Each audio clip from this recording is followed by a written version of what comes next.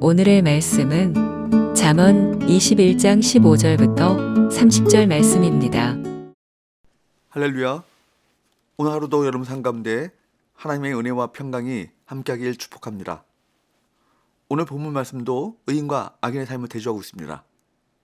악인의 삶을 보면서 나와는 상관없는 사람이라 생각해서는 안 될 것입니다.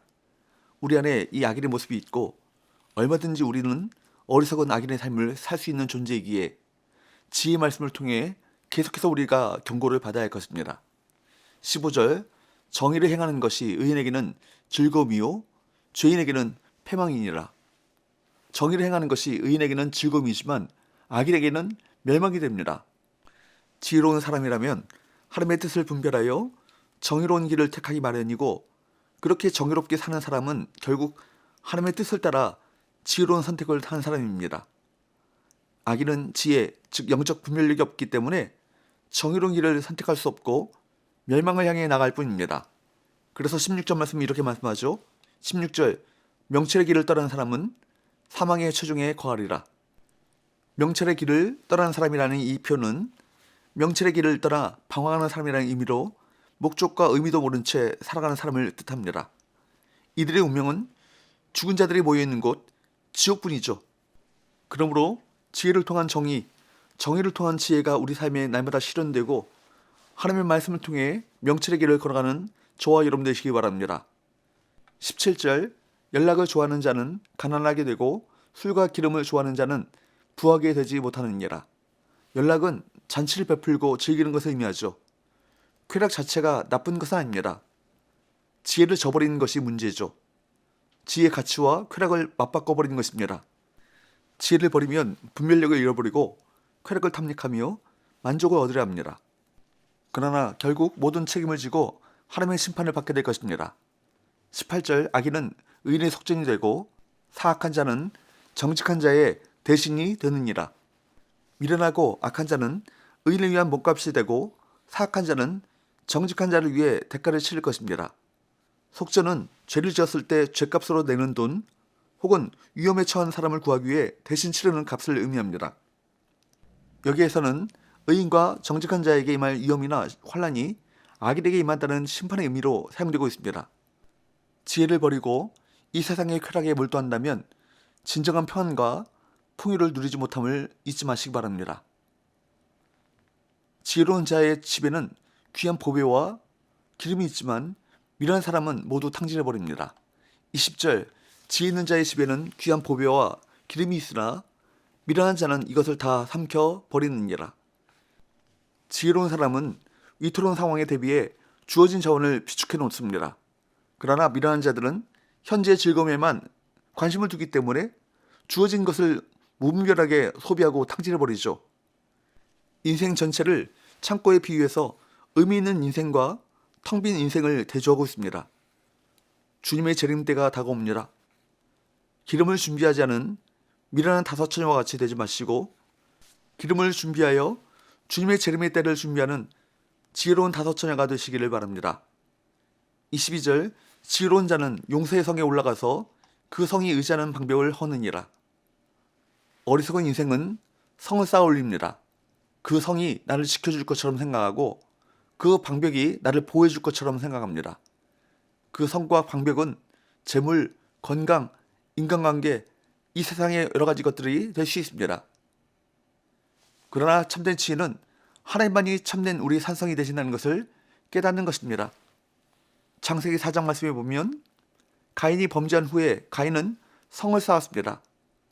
가인은 자신을 보호하기 위해서 성을 쌓았죠. 창세기는 가인뿐만 아니라 끊임없이 스스로 성을 쌓으려는 시도가 있음을 그려줍니다. 창세기 11장에도 보면 바벨탑 이야기가 나옵니다. 그러므로 성이라고 하는 것은 하나님께로부터 독립하여 살아가고자 하는 인간의 안전장치를 보여주고 있는 것입니다. 여기에서 우리는 가인과 그의 후손들이 성을 쌓고 그리고 일으킨 문명의 밑바닥에는 자신의 안전을 지키려는 인간의 기본적인 욕구가 있다는 사실을 알 수 있습니다. 하나님을 떠난 가인은 누구보다 불안했고 자기 자신을 지키려고 성을 쌓고 다른 사람들이 자신을 건드리지 못하는 안전한 곳에 거주하려고 했을 것입니다. 그러나 인간이 아무리 우리 인생의 안전장치를 만들어 놓은들 참된 안전은 우리 안에 없습니다. 그만큼 우리는 연약합니다. 기억하십시오. 참된 안전은 우리 안에 없고 연약한 우리 인생이 사는 길은 참된 성이 되시는 하나님을 의지하는 것이 참된 지혜인 것입니다. 23절 입과 혀를 지키는 자는 자기의 영혼을 환난에서 보존하느니라. 입과 혀를 지킨다는 것은 어느 생활에서 실수하지 않는 것을 의미합니다. 하나님을 경외하는 사람, 즉 지혜를 얻은 사람은 어떤 권세 앞에서도 당당하며 어떤 고난과 역경 속에서도 불평과 원망으로 불신앙의 말을 쏟아내지 않습니다. 그리하여 결국 승리를 얻게 되는 것입니다. 그러므로 하나님의 지혜는 역경과 환난의 때에 우리에게 가장 막강한 무기가 되는 것입니다. 그때를 위해 하나님의 지혜로 예비하시는 저와 여러분 되시기 바랍니다.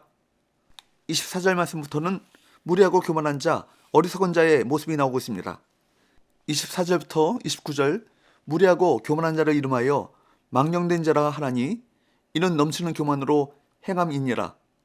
게으른 자의 욕망이 자기를 죽이나니 이는 자기 손으로 일하기를 싫어함이니라.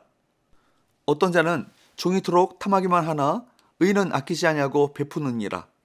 악인의 재물은 본래 가정하거든 하물며 악한 뜻으로 드리는 것이랴.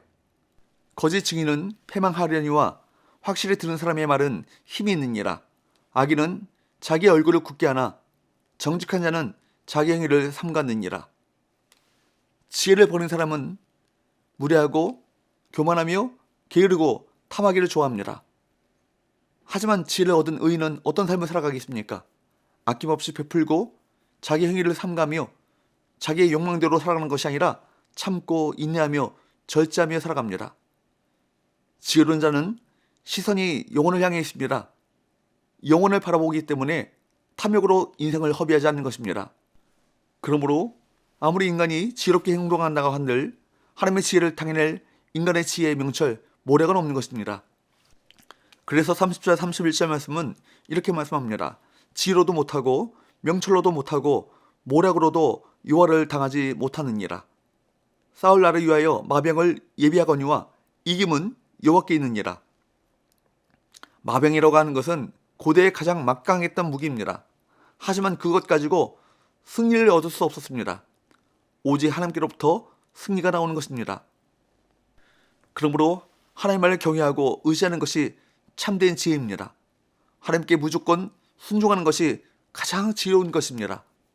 우리는 세상의 힘과 자원에 의지하고자 하는 불신앙과 끊임없이 싸워야 합니다. 그래야만 승리를 주시는 하나님을 온전히 신뢰할 수 있는 것입니다. 진정 모든 것을 다스리시는 하나님, 승리의 하나님을 바라보고 하나님의 말씀에 순종하는 지혜가 우리 가운데 있기를 주님으로 축복합니다. 기도합시다. 하나님 아버지, 연약한 우리 인생에 얄팍한 지혜와 한계가 있는 능력을 의지하지 않게 하시고 참된 산성이 되시고 우리를 궁극적으로 승리케 하실 하나님만을 의지하는 지혜로운 인생 되게 하여 주옵소서. 예수님의 거룩하신 이름으로 기도합니다. 아멘.